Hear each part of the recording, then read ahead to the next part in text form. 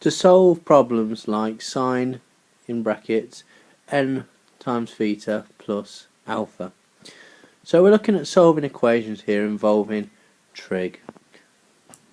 Now we're asked to solve the equation cos 4 theta plus 20 is equal to minus 0.5 in the interval minus 180 to 180 degrees. Now in these questions and exams you need to look at what you're asked to find your answer. If you're asked to find your answer in a range of something involving pi's, you're working in radians, and if you're asked to solve something in terms of degrees, make sure you're working on degrees. Now on your calculator you must make sure that if you're doing with degrees there's a little D in the display box, and if you're working in radians there's a little R in your display box.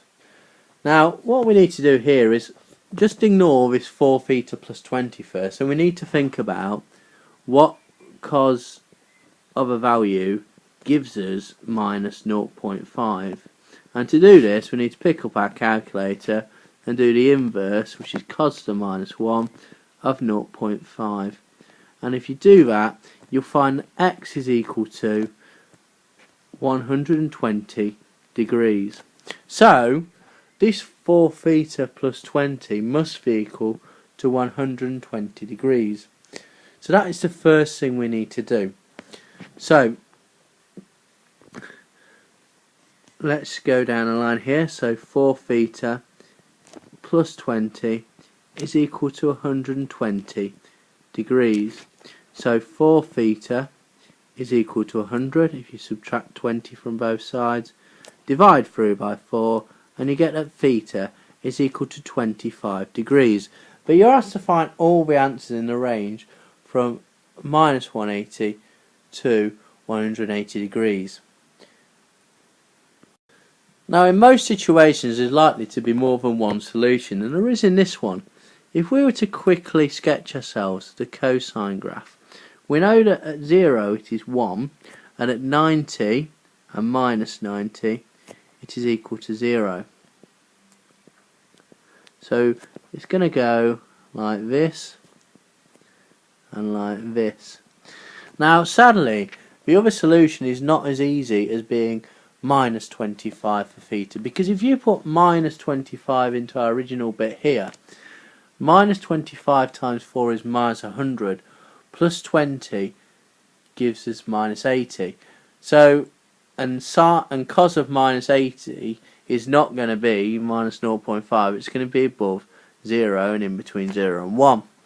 So we have to do the question again, but this, instead of equaling minus 120, we're going to have it equaling minus 120.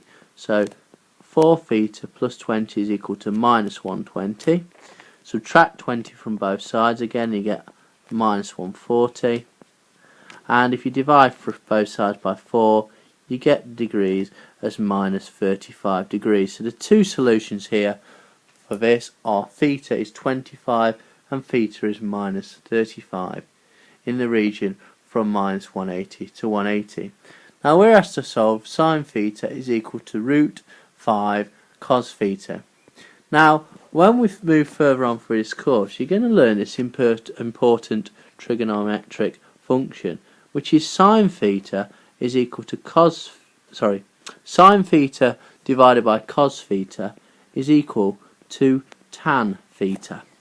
So if we can change this question so it doesn't have two trig functions in, and if we can change it to tan theta, we can solve this problem. Currently we cannot solve this problem because it involved two separate trig functions, and that makes it impossible for us to solve. We need to have everything under as the same trig function. So if we divide both sides of our equation here by cos theta, we have sine theta divided by cos theta is equal to root 5. And as I said, using our important trigonometric function, we can change sine theta divided by cos theta into tan theta is equal to root 5. Now make sure you convert your calculator at this point into radians. So when you do tan to the minus 1 of root 5, you should end up with the value of 1.150 in radians. Now, a quick sketch of your tan graph, you'll recognise that it goes as follows. It loops from there, that's to 90, and it's going to go down 180 here, back up and beyond. Now I've made a small mistake there because I said 180 and 90, and of course we're working in radians, so actually we're talking about pi, we're talking about pi over 2, and we're talking about pi here, and here is going to be 2 pi. So we're talking about 1.150, which is going to be somewhere in this region here and this region here. Well, that 1.15 is here, so to get the other one we need to add on pi to this. So the other solution that works for this is 1.150 plus pi, which gives us 4.292 radians. So there's two solutions. You must make sure that you always find all the solutions that satisfy the region defined.